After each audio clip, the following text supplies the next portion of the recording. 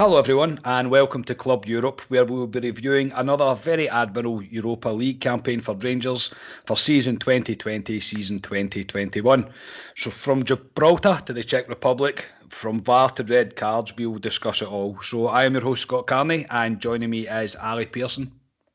How we doing, lads? Not a very good weekend with no Rangers, but I'm looking forward to getting into this one. Yeah, and Scott Gemmell as well. Yeah, good afternoon guys, how's it going? Yeah, good mate. So we'll just point out Scotia's been a Scotland top because we're doing this on Thursday just before Scotland play, so Scotia's getting himself all psyched up for it. But yeah, this one was Scott's idea, to be fair to him, and this is really just because there's no Rangers this weekend. We thought we would review the Europa League campaign that we had, and as Scotia just said just before we started recording, it's just a shame that it's so soon that we're doing this show. But we'll jump right back to the start of it, lads. We're going to go through every game, kind of summarise every game, excuse me, pick out the talking points within the game, and then we'll wrap up with our thoughts on the campaign at the very end, as well as picking a player of the tournament and picking the goal of the tournament.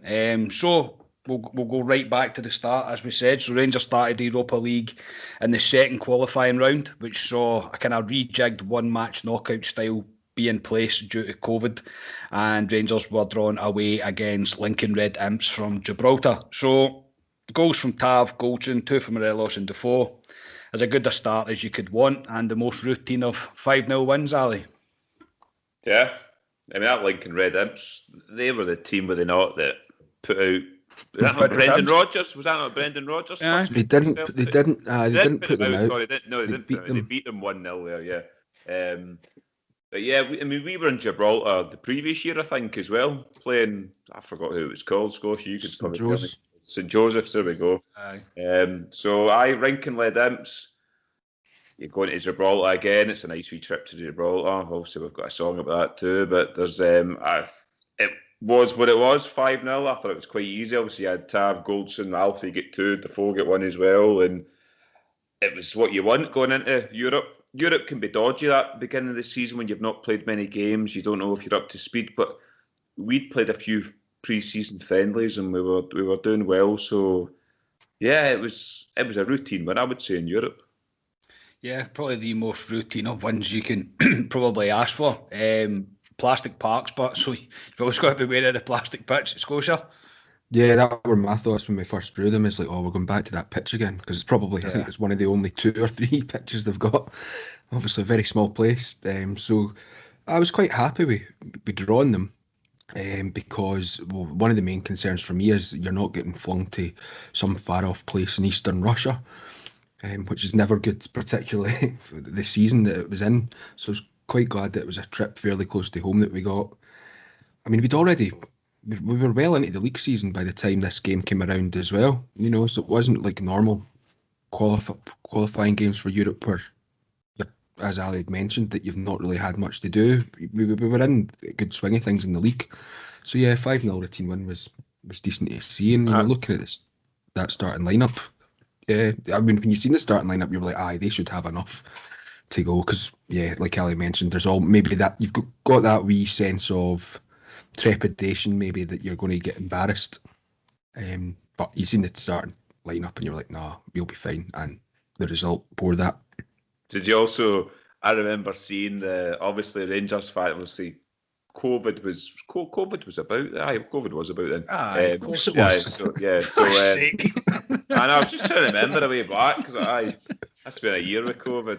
But no, what I remember that game is you always find Rangers fans will get in anywhere. Doesn't matter if there's COVID. I only remember.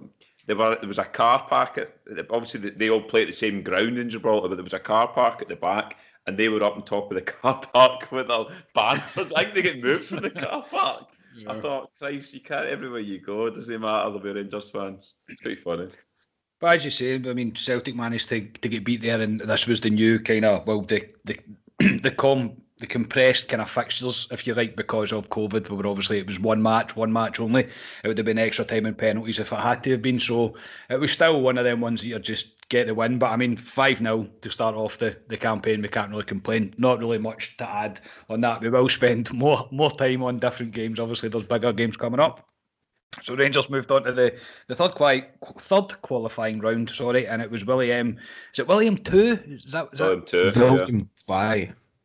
William 5. Dutch. William Fuck's 5. sake. Yeah, whatever. Yeah, is it 5?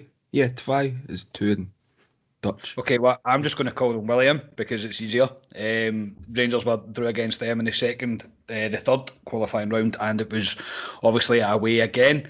Rangers running out 4-0 win with this one, but these were obviously considered a more challenging tie than what obviously the Red Imps were. But the scoreline seems to suggest something different. The goals came from Tav, Kent, Hollander and Goldson. Got Rangers comfortably through to the playoff. I remember when the draw happened, and I think Ali, you messaged me first to say that's quite a tough draw, and immediately I thought to myself as well, God, that is quite a tough draw. Obviously the leagues were still early on, so it was kind of hard to judge kind of teams' forms, but I wasn't expecting 4-0 Ali. I think that's probably what I'm looking for here. No, I think it was, when you say tough draw, I think the way it was structured this year in terms of the two legs suited us last year. You're going into knockouts, one-off games. It's bloody dodgy, to be honest. And obviously we'll come through other ones, but to go away to William 2, they looked on paper a decent team. I mean, I thought the first 20 minutes of that game, I thought, oh Christ, they look a really good team. They were knocking the ball about. They had I forgot the boy there on the right-hand side, but he was giving Barras such a torrid time down there, and I thought, they look a good team until we get the first goal. I think it was Tav who got the first goal.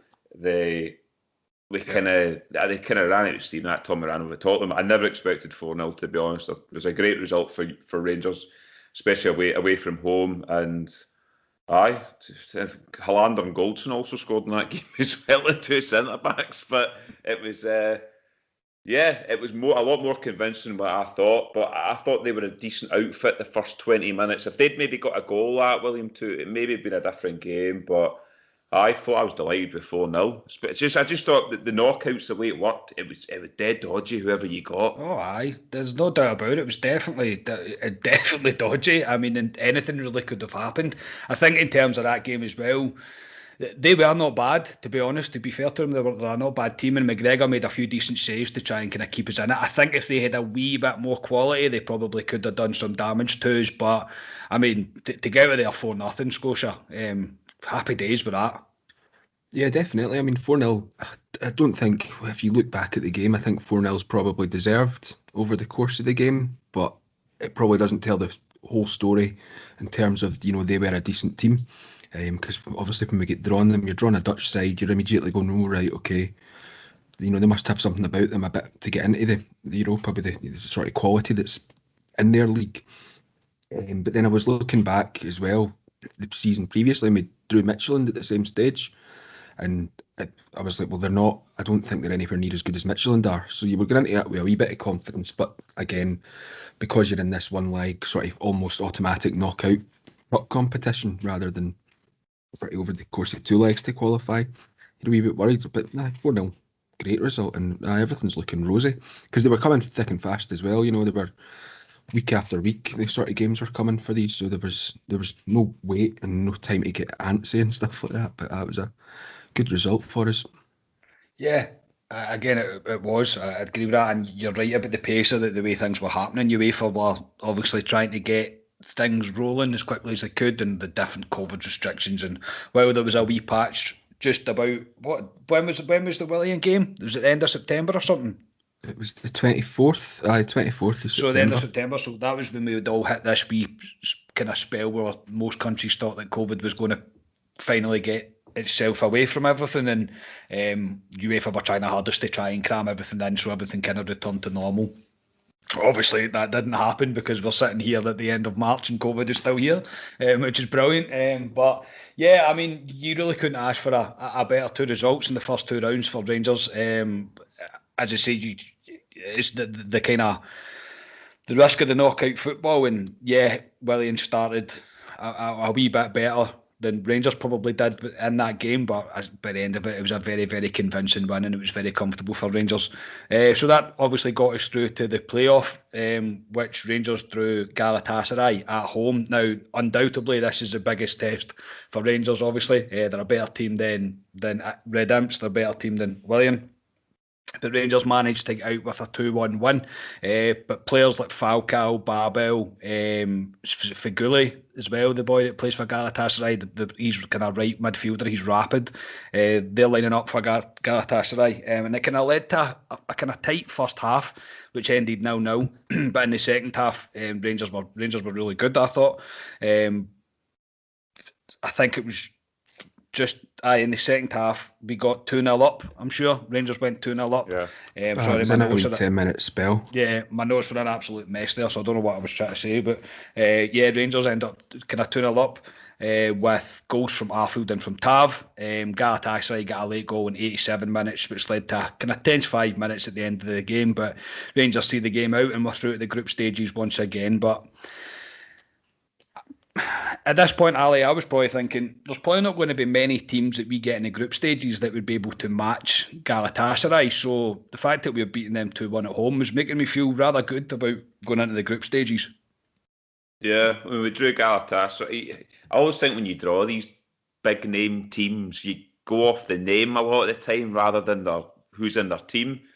You seem to think, oh Christ, that's Galatasaray. Years gone by, a massive team. You always remember when Sunis was the manager and they planted the flag when they played Fenerbahce in the derby. I mean, I worked out in Istanbul once, and the people I was seeing out there were big Fenerbahce fans, and I remember saying to them about Graham Souness, and they went, "Oh, don't talk to us about Graham Souness because what he did to them," which is quite good. But yeah, but like you say, when they had Ryan Babel, I don't know what age Ryan Babel is. He must be in his 30s. You get Falcao, that's kind of near the end of his career, but he's still doing all right. But they were a decent enough team. I thought the first half was, like you kind of says, kind of 50-50, but second half Rangers came out on their own. And I mean, the goal, Rangers the first goal for Arfield, I thought was an outstanding goal. I mean, the Tav fizzes a ball into Alfie, dummies, comes to Hadji, plays the ball sort of around the corner to Arfield, and he slots it. That was a great goal, that one. But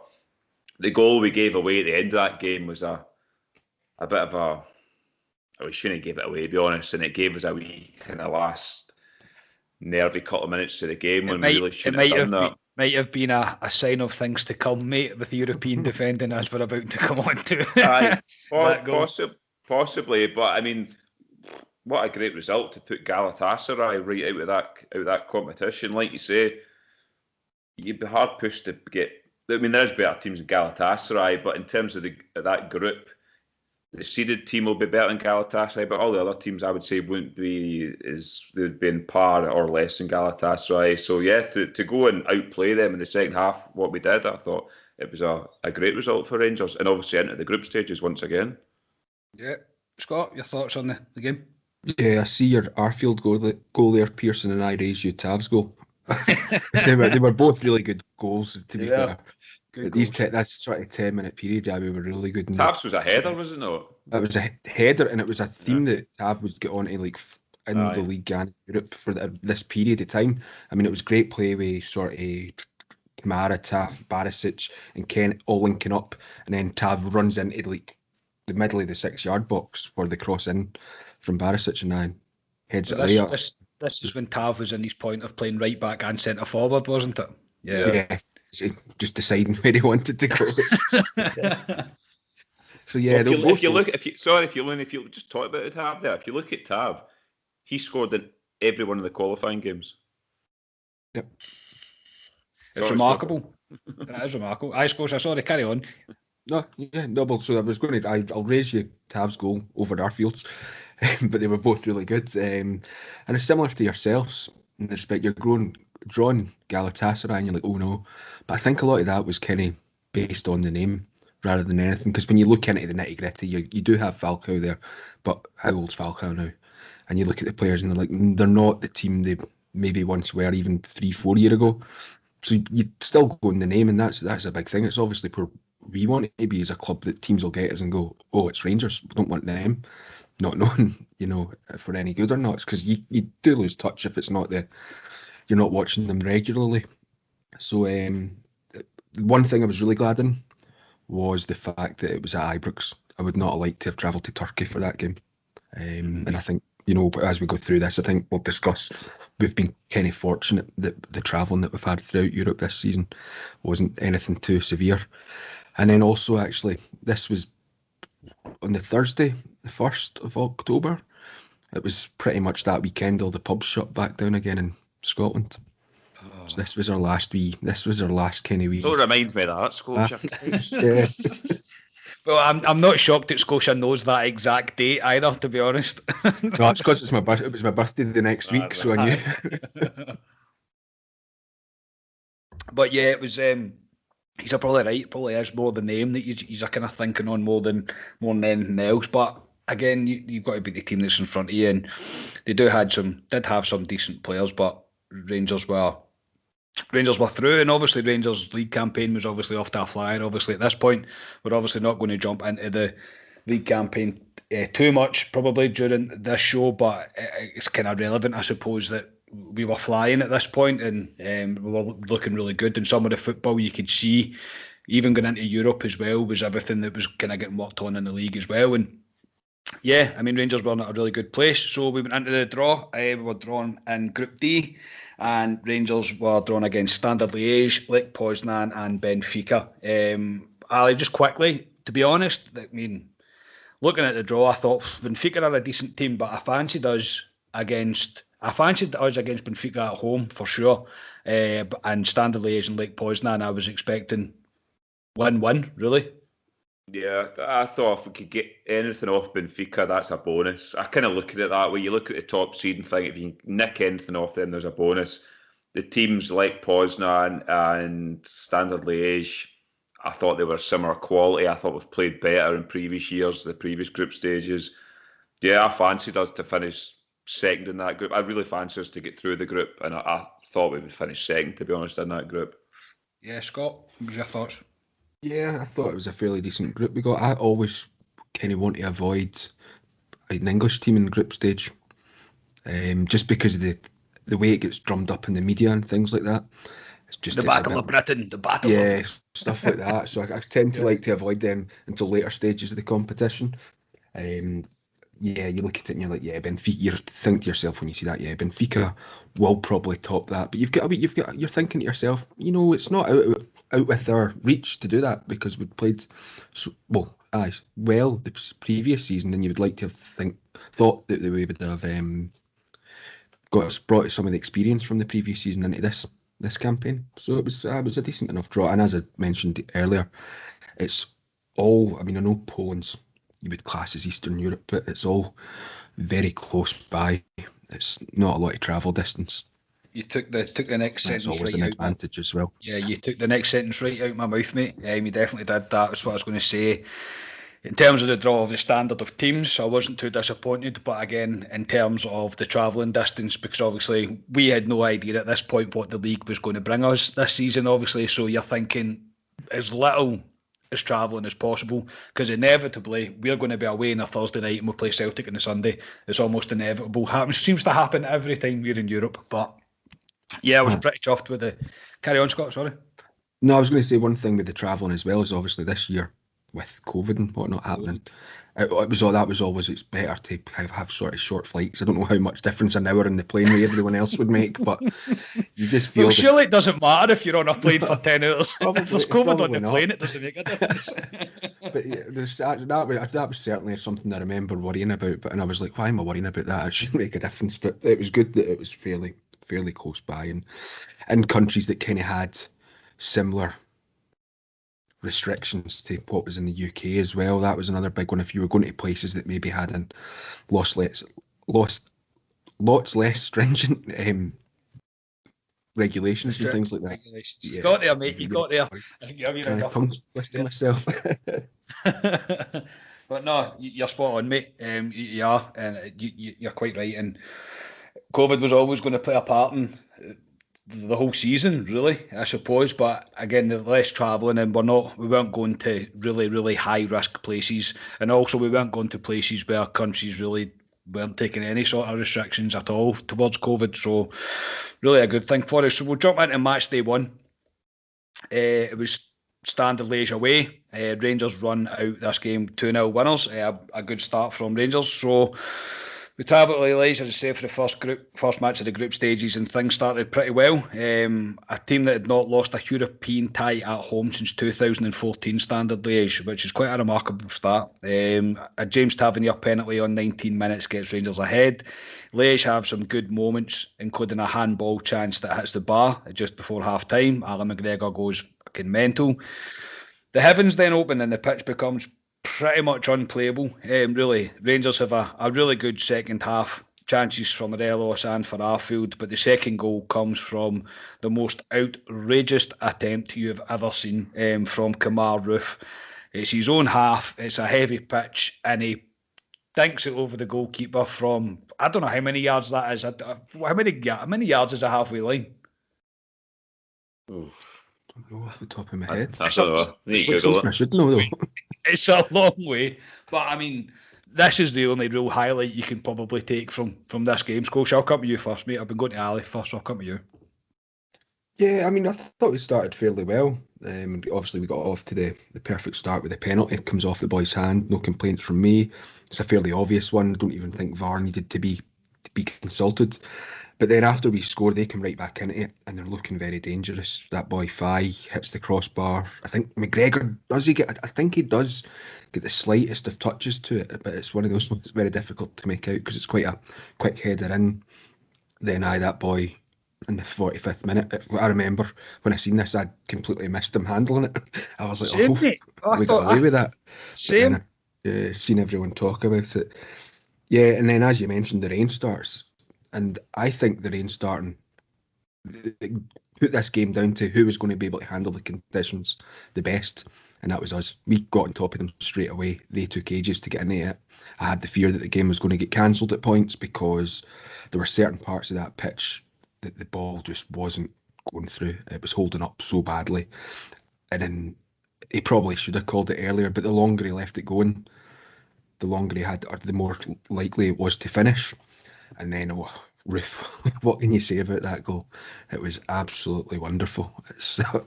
I still watch it on replay now. Yeah, I remember I was in my old flat when this happened, and obviously we're 1-0 up, and I'm like, right, it's good, like literally edge of the seat stuff, because obviously Rangers are only 1-0 up. It's into stoppage time. You're like, right, just get the ball as far away as you possibly can for your goal. I'm pretty sure my missus was working late, and I just made that noise again, the noise that I talk about all the time. When he hit it, it was just this, and see, as he hit it, it was the way the camera went. It was the way the kind of camera turned round, and then you just seen the keeper panicking, and I thought, fuck, that's going to go in.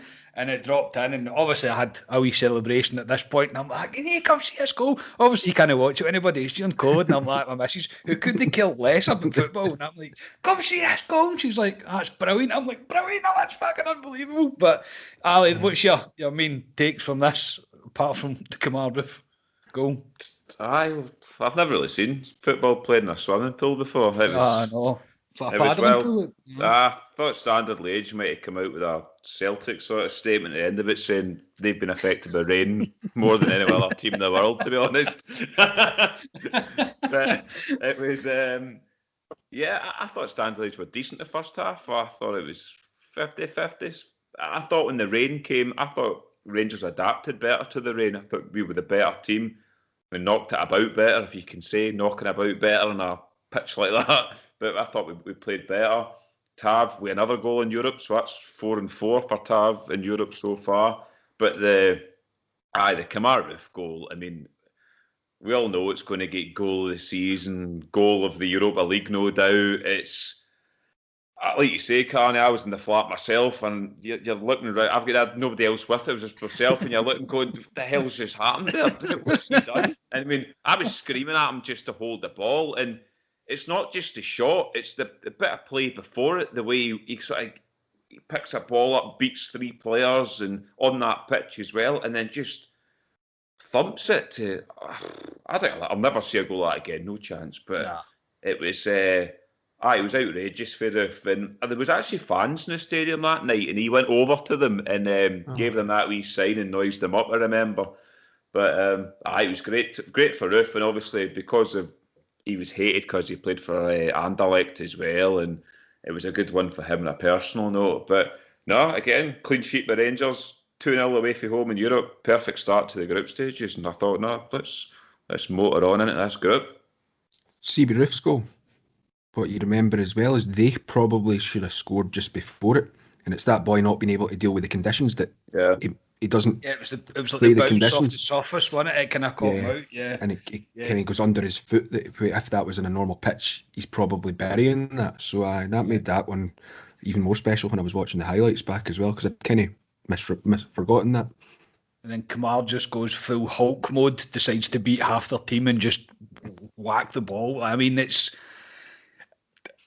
honestly, it's one of the goals that's just, I can't believe that what you've just witnessed. And I hear people saying it all the time is you want to turn around to somebody, just like you just were talking about, Ali, you want to turn around to somebody and go, did you just see that? Like, it's almost to reconfirm to you what you've just seen, to be like, look at what he's just done. It's an incredible goal. It really was. And I know we've obviously, I mentioned at the start that we're going to come to goal of the tournament. I have gave the boys a head up. Obviously, that goal probably wins it, to be honest, but we are going to pick other ones because, well, it's be quite a boring award to give if we just go Kamar Roof. That's it, cheerio, night. But yeah, I mean, what a start for Rangers, to be honest. So that leads us nicely on to match day 2. Rangers welcomed Lech Poisnon to Ibrox and won the game 1-0. So they were a much tougher opponent than we'd all expected. I don't think we were expecting them to be a kind of well-sorted outfit as they were. Rangers really struggled in the first half, but it did end 0-0 in the first half. Into the second half, at the start, it was Poisnon who had the better chances. Rangers grew into the second half with Arfield going close from range, but it was the partnership of Barisic and Morelos that led to the opening goal. A wonder cross from Barisic, which is right onto the head of Morelos, who powers the header home past the keeper. And Rangers running out 1-0 winners. Alex, to be fair though, I think we underestimated Lech Poisnon a wee bit. Aye, definitely. I underestimated them as well. I expected Rangers to go out there, especially after the first game against Standard Liège. You thought Lech Poisnon were the weaker team. What was it? Did Lech Poisnon get beat off at Benfica, didn't they? They get beaten the first game off Benfica. At Ibrox, I expected the routine win for Rangers. And when the game started, and I thought, well, that's Lech Poisnon are decent. They were knocking the ball about well. They had quite a lot of chances. I don't think they had a shot on target, though. There's quite a few chances, but I don't think they had a shot on target looking back in the stats. But one of the games, to be honest, and you need match winners. And how many times has Borna Barisic this year whipped a ball into somebody's head? And there's wee Alfie, who a lot of folk were moaning at the start of the season when he scored many goals, but like we've said, his role had changed this year.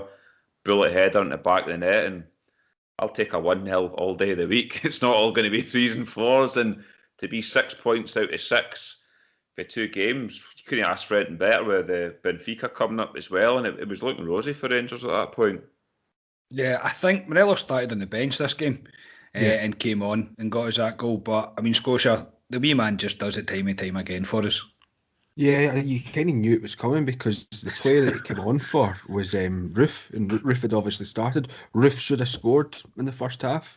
I think he'd made a hash of it. Tried to head it, mistimed it, and then I think he did try like a wee overhead kick. Kind of thing. Kent was running in. Aye. Kent was about to hit it in the volley, I think, and he tried to kind of acrobatic, and Kent kind of looked at him like, "What you doing?" But obviously, he's full of beans because of what he's just done before. Yeah, definitely. So Alfie's come off the bench for him, and he just wants it. And it's that was a goal that kind of happened quite a lot the season before in Europe. That would come off Barisic's left peg and onto Alfie's head. It was a good enough wee goal, and as you say, Poisnon were probably better than I expected them to be. That's the danger you've got in Europe. You underestimate teams at your own peril. No one's bad in Europe, particularly when you're in the group stages. I think it was just one of them. I think maybe even it took Rangers by surprise, to be honest. I think it maybe took, because I think they get beat convincingly off Benfica in the first game, Ali, as you said. So I think it took Rangers a wee bit of surprise as well that because they were quite a decent team. I mean, they really did, and Rangers really struggled to get into the groove. But as you say, Ali, as well, 1-0, man, I'll take that all day long in Europe, no problem at all. Then we'll move on to match day 3, which I thought was going to be the most crazy game of football that we would see in the Europa League, especially regarding Rangers. But I stand to be corrected on that one, obviously. But it was Benfica and Portugal. It was 3 each, this one. So a game that Hollander probably wants to forget. A bit of a blunder in the first minute from him leads to a goal for Benfica. It looked like it could be a long night for Rangers because Benfica really were on top and they probably should have scored again. Otamendi then brings down Kent and is sent off as he's the last man, and Rangers do so well to get back into the game, and not only to get back into the game but also take the lead with a great goal from Glenn Kamara.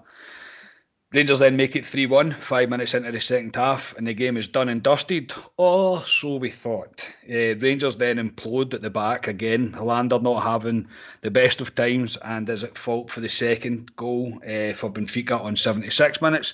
But Rangers really look like they'd done enough at this point. The clock passes 90 minutes and then just a through ball splits the Rangers defence open, and Darwin slips it past McGregor to rescue a point for Benfica. Scotia, we are gutted only getting a point from this game, which is crazy when you consider that we're away to Benfica, and Benfica are a decent team, probably better than a decent team, but we are gutted. Yeah, really gutted. This, I remember my overriding feeling from this game is we should have managed that game an awful lot better. We only made one sub in that game, whereas in the last 10 minutes, more subs should have been made at that point. I think Gerrard did eventually come out after the game, or maybe later on, and say, yeah, we maybe need to learn and manage games like that better, because that should have been a really, really famous victory away in Europe for us, I think, and unfortunately it wasn't. I mean, we had a chance when Kent hits the post as well when we're 3-1 up, and by this point we probably, I think, did Aribo maybe have a chance? We could have been 4 or 5 up at this point, or 4 or 5-1 up at this point, sorry. And yeah, it's really, that's my overriding memory of the game, is that we didn't manage it well. Then we should have done a lot better in that respect. Yeah, Ali, I'm pretty sure this was during one of the wee phases of lifting of lockdown that we had, and I'm sure I came to yours to watch this. Yeah, but no, I remember us just at the end being like gutted about it. Yeah, no, I remember it because I had a meeting with work and I never thought I would run, because this was a 5 to 6 kickoff, but I knew my meeting at work. I had a meeting at work and I thought, it'll be fine, and I was watching the clock and I meeting at work and I thought, shit, this game's kicking off soon. So I was like hurrying it along as much as I could and pulled home, but Rangers obviously went 1 down after a minute, and I thought, oh God, here we go, and came in and watched it. And I said to you, I thought, oh, we need to strap ourselves in for this one. And when they get the guy sent off, it turned the game. Obviously, when we went, the goal for Kamara was a great goal. I thought it was a brilliant goal for Kamara, and obviously to go 3-1 up, and we were watching it. I remember we watched it, me and you, Carney, and it's some of the best football I've seen Rangers play in Europe. For that second half, I thought, Steve, they just controlled the game.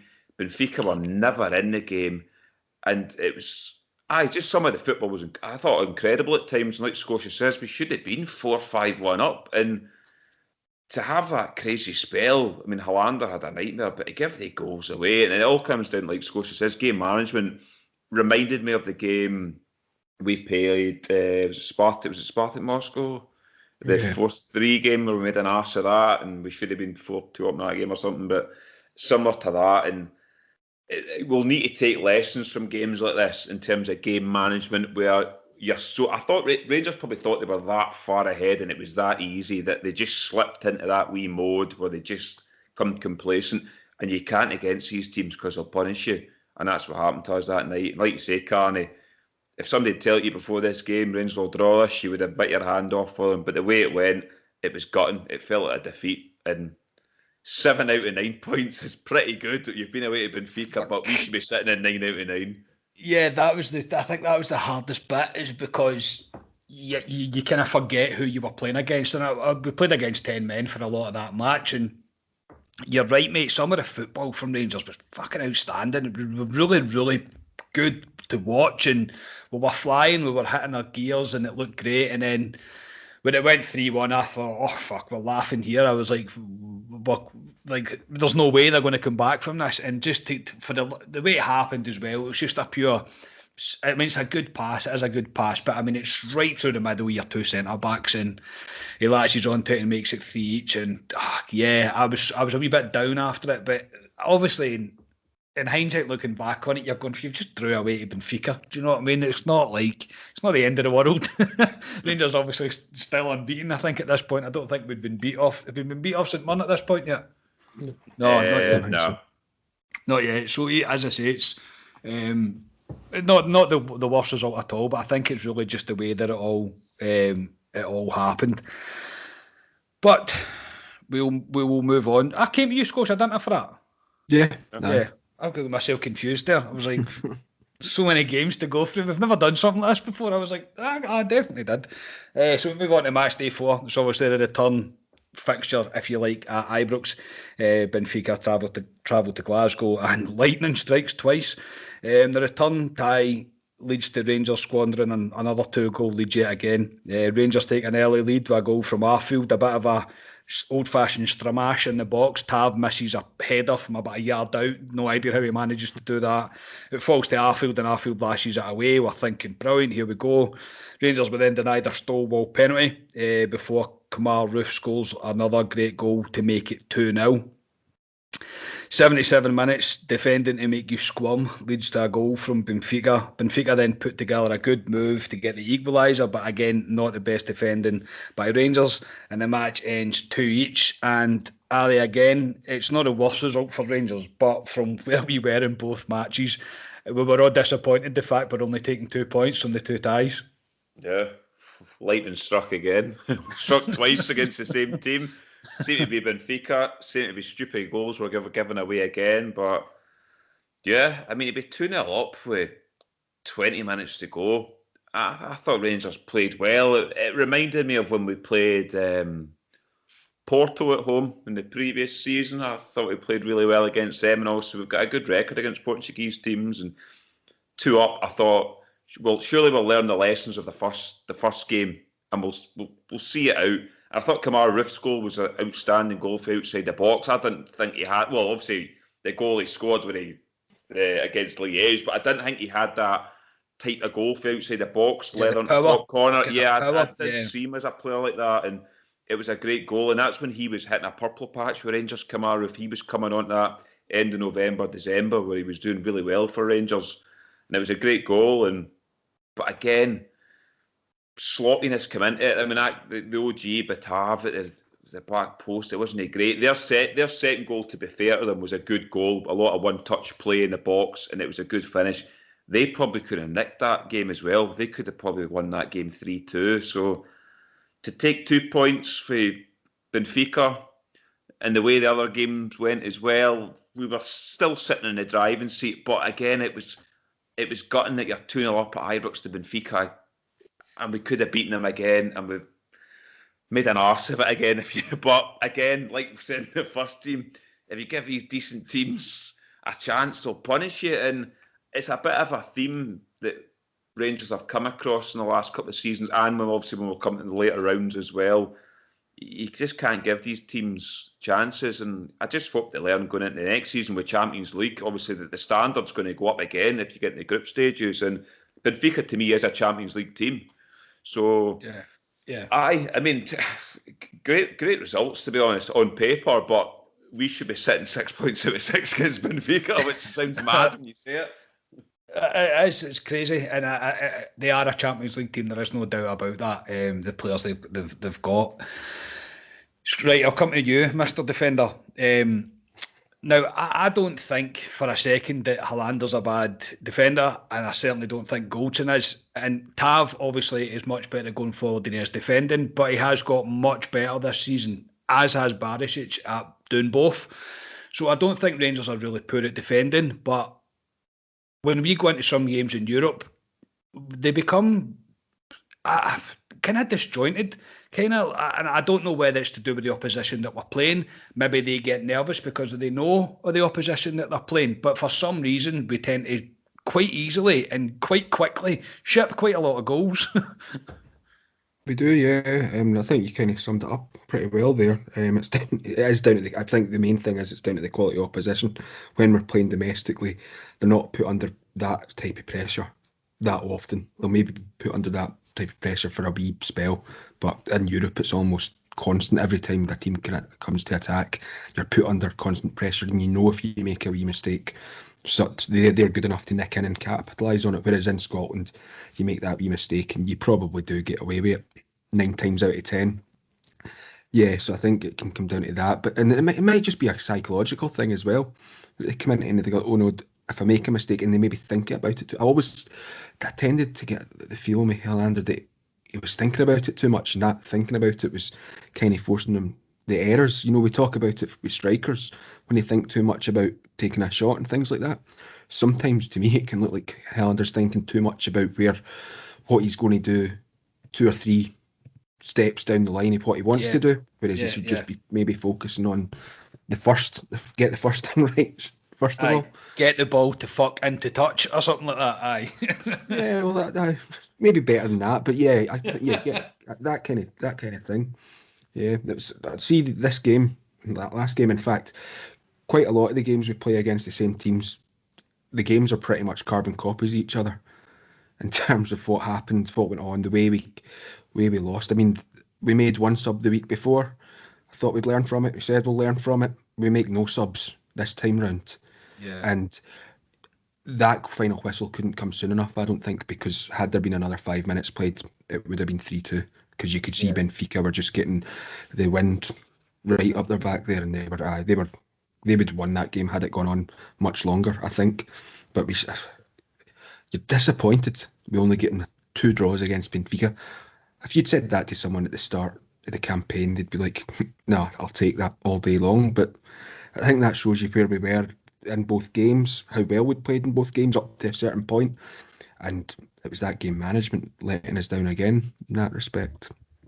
I think it also, again, quickly just touching on the league, it shows what we were doing in the league as well, because Rangers were doing so well, and it was, Benfica are obviously miles better than anybody that's in fucking the SPL. I'm not comparing them to Livingston or anything like that, but in terms of the way we were feeling, the team were flying and things were beginning to kind of gather a wee bit of momentum. And yeah, I mean, if you would have told me at the start of the campaign, you'll just draw, you'll draw with Benfica home and away, I'd have been like, cool, no bother, I'll take that. I'll happily take it.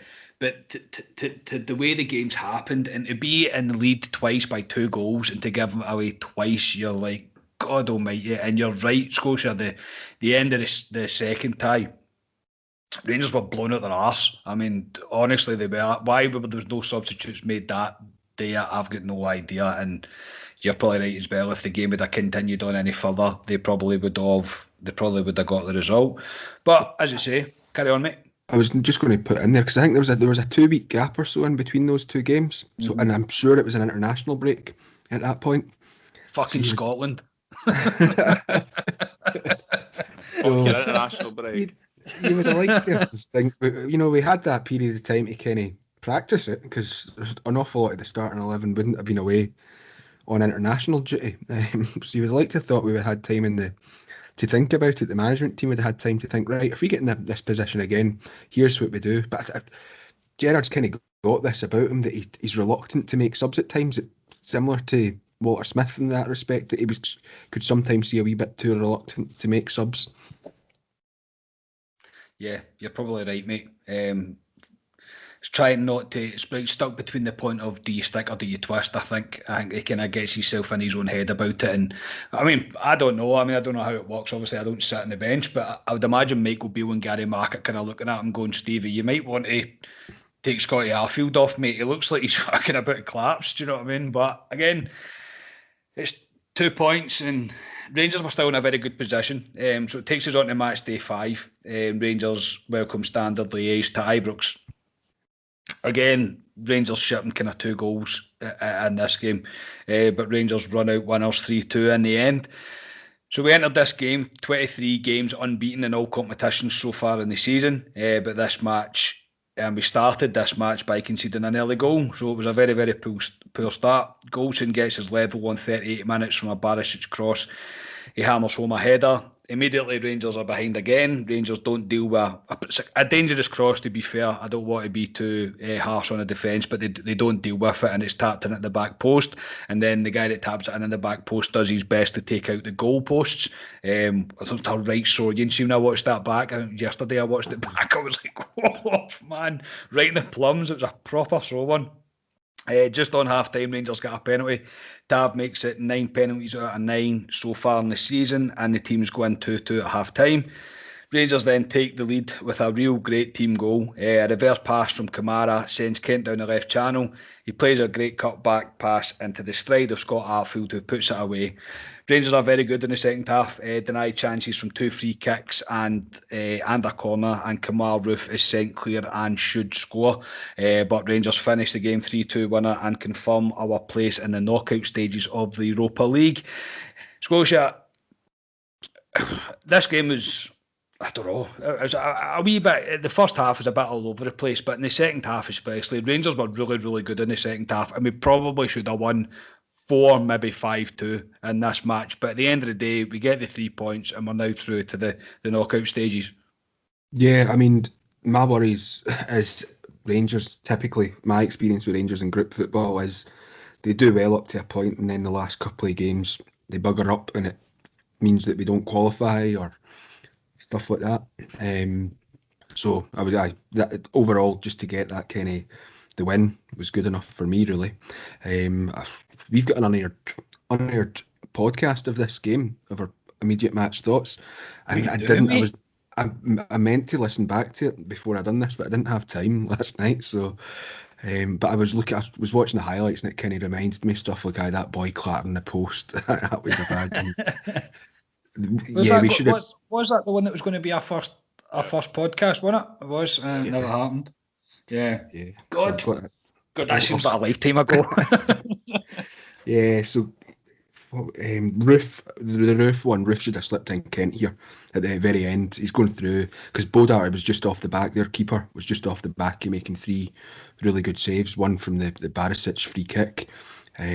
So I was screaming for Roof to pass to Kent. I'm sure it was Kent, screaming for him to do that, but you can't blame a striker for trying to take a shot on.